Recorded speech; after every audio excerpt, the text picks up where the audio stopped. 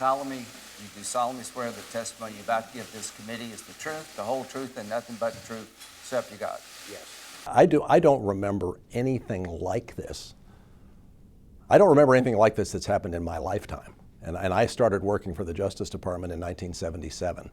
And I don't remember anything like this that's ever happened. Which is what the department normally does, make a binary determination. Is there a crime or isn't there a crime? I knew he had a very expansive view of presidential power.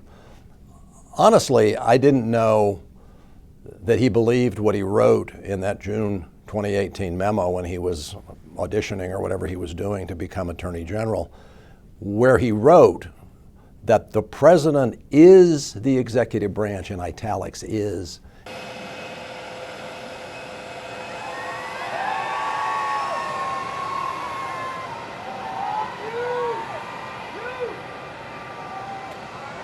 This is the thing that I find quite incredible, and it would be funny if it weren't tragic, that he said in that memo exactly what President Trump has been saying and outraging people with the last few days, where he said repeatedly, I have the right to do this. I have the right to interfere in the Justice Department's handling of cases, but I didn't do it.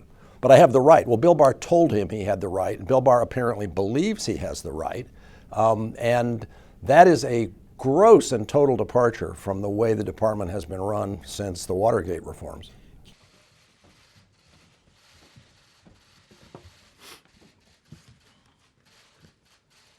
I think the huge difference and why we're seeing what we're seeing now versus what we saw then in terms of as Attorney General is it's a question of who he is working for.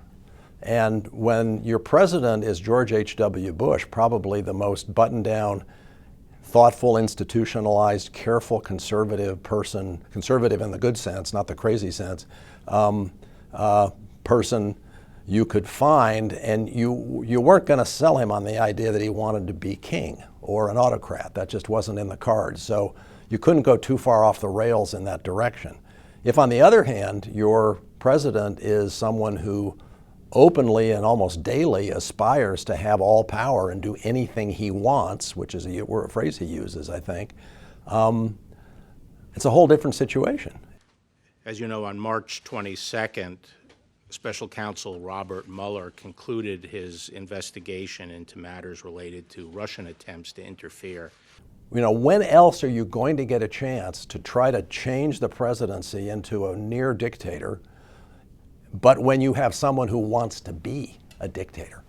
You know, and so this was the opportunity to do it. It doesn't mean it's been easy in the sense that now he's saying, you're making my job very difficult and I can't do it if you tweet. Well, you know, you take the sour with the sweet, and the fact is he's got a person that's letting him push a lot of agenda items that no other president would have ever allowed. Good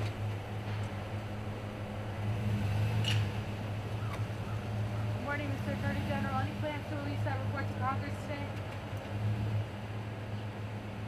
He's mostly gotten away with it. He's managed to stonewall, so you don't get any information.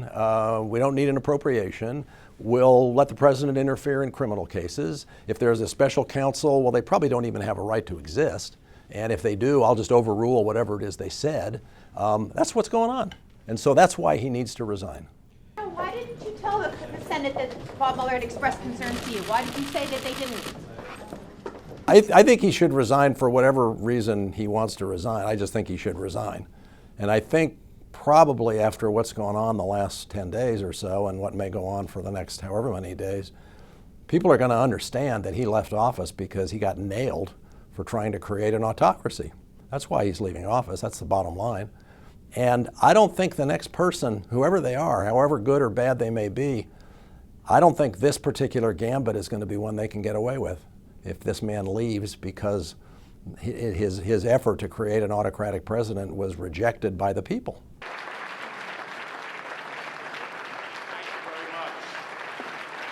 I lived through it in the 70s and I watched what happened and I watched the lack of trust and I watched it being restored. And it's worked really well. It's worked really well and it isn't time to ruin it.